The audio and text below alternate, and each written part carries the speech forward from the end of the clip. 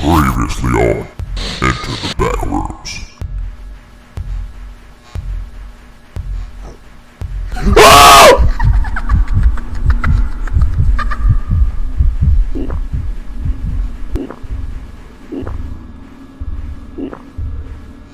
Oh, that was the exit! Level fun! Alright, y'all, welcome back to another one. The clip y'all just seen with my brand new Enter the Backrooms series. Probably the best Backrooms game that's out right now. And you know, we're playing through right now and it's super scary. So make sure y'all go check that out on my main channel, my gaming channel down below in the description, IsiahCozy. That right there is just, man, it's terrifying. But it's fun. And you know, we have a lot of good gamer modes in there. So I hope y'all check it out. Along with these Backrooms videos right here. So, you know, you could watch that with the knowledge that we learned and kind of bouncing back and forth. But regardless, we got the worst Backrooms level, the Shady Gray. The Shady Gray. Are you kidding me? I don't even want to know what this is. You see that thumbnail right there? Hold on, let me zoom it in. Maybe I don't see it. What is that? I'm not going in there. You know what I mean? But let's check it out, bro. What's up, Brugly? How you doing, my boy? The Shady Gray explained video. Hope you guys are ready for this one. This one was really highly requested from you guys, and it was super dope to record this. I think you're gonna enjoy it. Let's get into one of the craziest Backrooms levels. Backrooms explained, the Shady Gray. After weeks of y'all asking, I'm finally gonna do it. Let's get into it. The Shady Gray is classified as class undetermined and is a collection of extremely unstable sublevels that are really rare and hard to get to. All of the levels are colored in a grayscale black and white format, and the environments inside of the sublevels are extremely dangerous and very, very unstable. Meg has sent multiple agents to this level to explore its sublevels to try to get more information about it, but only one has come back alive. Wow. There are 8 confirmed sublevels that have been discovered so far, but there might be more than that, we don't know. And not all 8 of them are documented. Only 5 of them are documented, so we're gonna get into them right now. The first sublevel is level 00, or Z0, but I'm not gonna say Z0 because level 0 sounds better. And this is the most stable part of the Shady Gray. It's the only sublevel that you can actually explore without really much danger being there. That is, as long as you escape it before nighttime. This sublevel looks like a jungle, but it's black and white, just like all the other sublevels. So are you black and white too, or just the environment around you?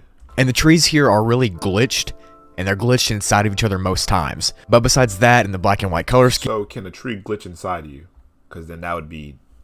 Never mind, I don't even know why I just thought about that. The level is pretty stable. So level 0 is where you actually enter the Shady Gray level at. You'll wake up in the shack you see on the screen right now, in the middle of the jungle there. This specific sublevel has a day-night cycle of about 12 hours, but it doesn't gradually change from day to night like it does in real life. Instead, it instantly changes, like a light switch being turned on or off. This is really dangerous, and I'll explain why later. But the reason I was saying that the area is somewhat safe is because during the day there are no entities here at all. But at nighttime, the level gets flooded with them. Yeah, but it's kind of creepy too, because how do you know? You know what I mean? How do you know what time it is? There's no clocks. It's you kind of just walk in there and just do. You know what I'm saying? When it does get nighttime, all the light immediately goes away, and it gets so dark that you can't even see your hand right in front of you. Also, flashlights and stuff don't work here either. You'll start to hear howlers howling in the distance about 5 minutes into the darkness, and this is the last chance you have to get out of there before you're just toast. Now, the entities that are actually here are unknown since they can't be seen, since it's, you know, pitch black, but it's theorized that they have night vision so they can hunt down wanderers easily. During the daytime in the sublevel, you can see lakes and rivers that are full of almond water. But when it turns nighttime, those same lakes and rivers turn into liquid pain somehow. Even if you put the almond water in a bottle from the lake, it'll turn to liquid pain at nighttime. You can get to the next sublevel below this one by getting a branch and drawing in the mud. This will open up the floor and you'll fall directly into the next part. What? Now, that's the next sublevel is called level 1. This is a very unstable area that looks like a black and white mansion. When you fall into this mansion, you'll be in the lobby part of it, and you'll notice that the furniture here is really glitchy, and it's really just distorted. If you touch the furniture, it'll cause your body to start glitching and distort you on an atomic level, so don't do that. Other than the glitchy furniture, this level is just a grayscaled mansion. But there is one entity here, and it's very dangerous. He's known as the Landlord, and he wears a suit and a fedora, and is always carrying around a briefcase with him. If the landlord sees you, he'll start walking towards you, and if you run away, All the exit doors will instantly be closed and locked. What is he gonna do? When he gets to you, he will unalive you for trespassing, loser. Unalive? There's been some reports of people being able to escape the landlord by... What do you mean? What does that mean? What does that mean? Shooting him, then escaping from there by breaking a door down and getting to the next sublevel, but this hasn't always worked. The next sublevel is sublevel 2, which is a huge forest blanketed in snow. And lucky for you, this sublevel is one of, if not the safest sublevel in the Shady Gray. It's also the most explored one too. Now, it doesn't make any sense that this level is covered in snow because it's actually hot all the time here. In fact, it's so hot that people have literally ceased to exist because of sunburn and sun exposure or heat stroke.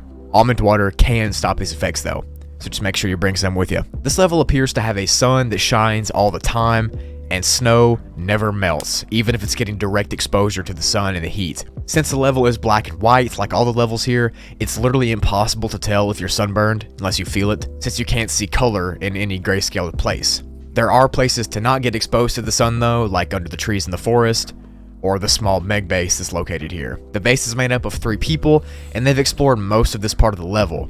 Other than the snow melting and the direct heat and sunlight, there's nothing really special about this level, except for the one entity that lives here called the Fallen Angels. They look like humans with huge black wings and robes, and their body looks like they've been injured with holes in them. What did they do? But they claimed that they faded away, and that's how they turned out to be a fallen angel. It's assumed that they were people at one point, but that's not confirmed since they never want to talk about how they came to be that way. They're passive and they will talk to you if you confront them, but they get very aggressive if you mention level 71, so don't. Getting out of the sublevel is simple. You just have to ask a fallen angel to send you on to the next sublevel, and then they'll throw you through the ground right into sublevel 3. So now we're at the 4th sublevel, which is sublevel 3 because we started at 0.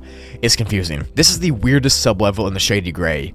It's an infinite black and white ocean with occasional islands, but the water here has clocks floating in it.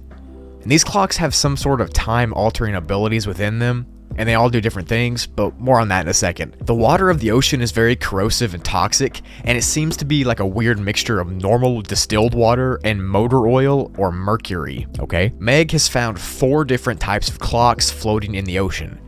Analog, digital, grandfather clocks, and even watches. Now remember when I said that the clocks can alter time? Well, it typically happens when you touch them. Analog clocks themselves are the safest to touch because they'll send you to level 2 or to the next sublevel, but the analog clocks are really rare to find. Digital clocks, however, are extremely dangerous.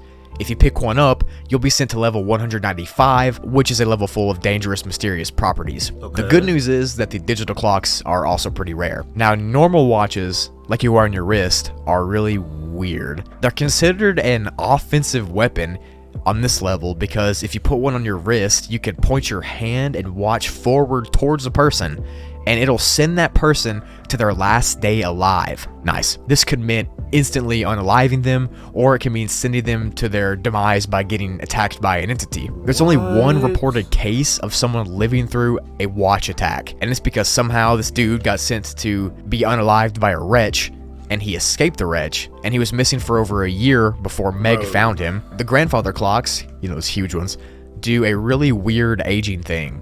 If you throw someone onto a floating grandfather clock, they'll either age up to an old person or de-age to a baby. This specific sublevel of Shady Gray is virtually impossible to set up an outpost since there is constant watch wars happening between the people that live here and Meg themselves. Meg barely even got a base up here, and they're under constant attack by the natives of this land. There are also speedboats on this level as well, but most of them are with Meg or the small groups, so that fact was kinda useless now that I think about it. So the last stable sublevel is sublevel 4, which is the 5th level. You can only get here by touching an analog clock on the last sublevel, which will teleport you here, and you'll land in a river. The water is safe to touch, but not to consume, and the rivers are surrounded on both sides by a huge city and skyscrapers. The city area looks really similar to level 11, except it's in the black and white grayscale, obviously. But a lot of the buildings here are glitchy and distorted. You can only enter the skyscrapers by breaking in because the doors are locked, but that's not a good idea since they're literally infested with aggressive entities. The streets inside the city are crawling with armed facelings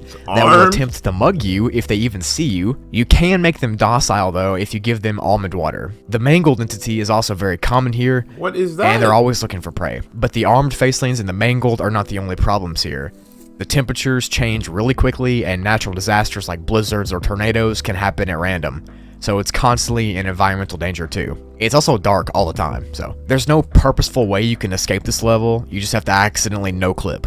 Cool. So the next part is the last documented part on the Wikidot, and it's called the Lost Hope.